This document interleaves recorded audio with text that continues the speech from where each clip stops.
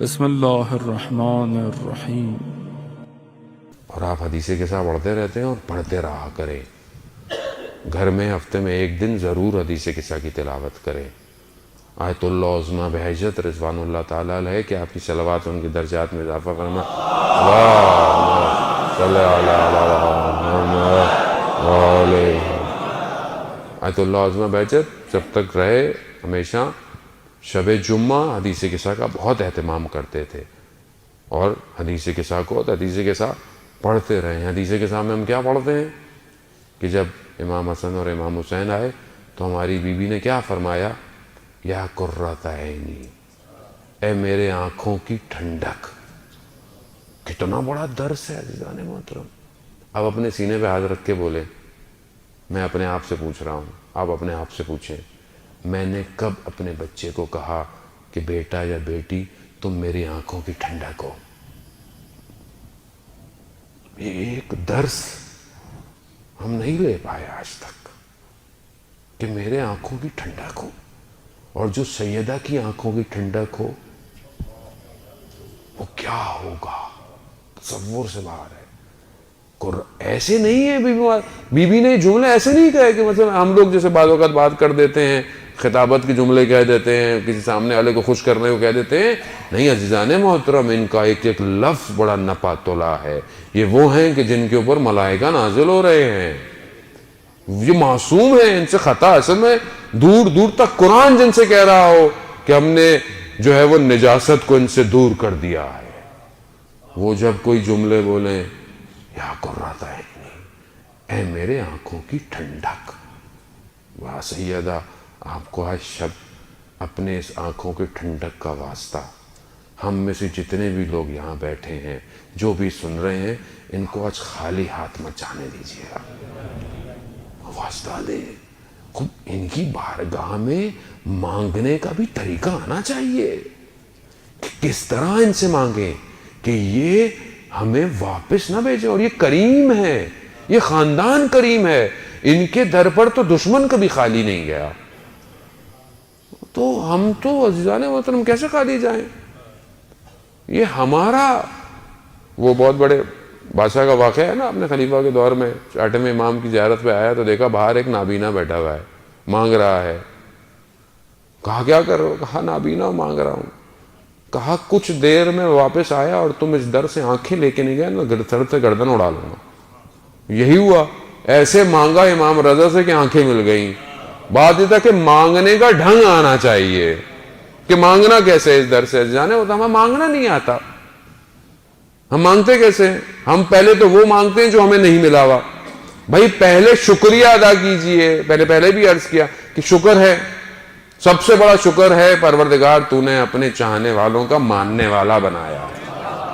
اس سے بڑا اور شکر کیا ہے آپ کے پاس؟ جانے محترم 6 امام کے بعد شخص آیا، آپ کی حسن سماعت کی نظر، اور آج ولادت بھی ہے، آپ کی مسکراہٹیں انشاءاللہ عرش تک پہنچے۔ 6 امام خدمت میں کہا مولا کچھ نہیں ہے، فقیر ہوں، تنگ دستی ہے، نادارہ ہوں۔ کہا نہیں، تو دنیا کا سب سے امیر آدمی ہے۔ کہا مولا کیسے؟ کہا کیا تیرے دل میں ہماری محبت نہیں؟ کہا مولا محبت ہے۔ کہا اگر کوئی تجھے پوری دنیا دے دے، کہے کہ محبت دے دو تو دو گے؟ کہا نہیں مولا۔ تو کہا تیرے سے زیادہ تو امیر آدمی کوئی نہیں ہے۔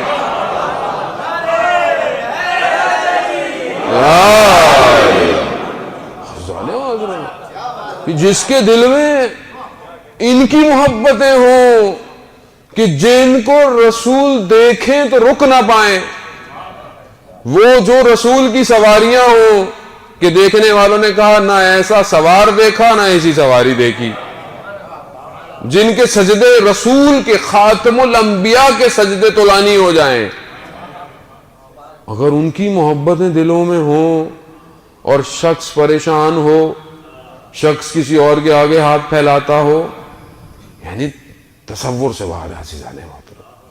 آدمی کے تو تھوڑے سے کسی کے جہاں تعلقات ہو جائیں، میرے تو لوکل سے تعلقات ہیں، میرے تو شہزادے سے تعلقات ہیں، تو چوڑا نہیں سما رہا ہوتا، وہ تو اس کی تو پرواز ہی پاؤں میں نہیں آ رہی ہوتی ہے، تو اڑی رہا ہوتا ہے وہ۔ اور جس کے جنت کے سرداروں سے تعلقات ہوں، اللہ اکبر، نہیں عزیزان محترم،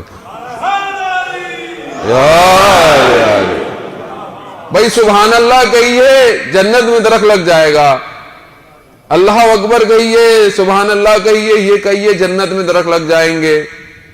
بھائی جنت میں جاؤ گے تو درخت ملیں گے نا، تو جنت میں جانے کا دروازہ تو کھلوائے پہلے۔ اور کون ہے وہ؟ یہ ہیں سردار، اگر یہ اجازت دیں گے تو جنت میں جاؤ گے۔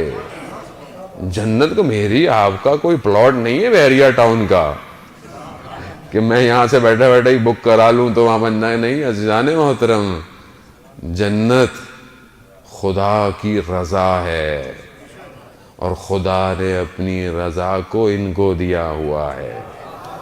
کیوں؟ کیونکہ انہوں نے کہا رضن بے قضائے، یا پروردگار راضی، تو خوش ہے میں راضی۔ یہ اللہم صلی علی محمد، وہ راضی 6 ماہ کا بچہ دیا، کمال ہے۔ مصائب کے جملے نہیں ہیں یہ، کمال۔ آنسو صرف مصائب کے لیے نہیں، آنسو ہر حالت میں آنسو ہے حسین کے لیے۔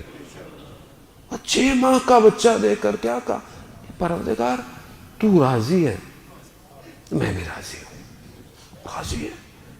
ایک لمحہ مورخین کہیں لکھ نہیں پائے کہ کہیں امام حسین نے تکلیف کا اظہار کیا ہو۔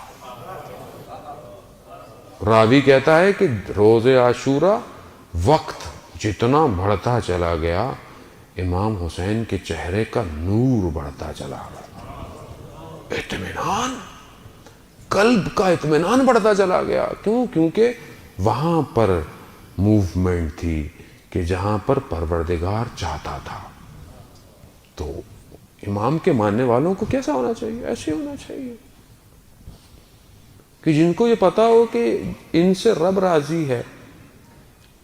میں رابطہ کیسا کر رہا ہوں عزیزان محترم، یہ مہم ہے۔ رابطہ میرا کیا ہے ان سے؟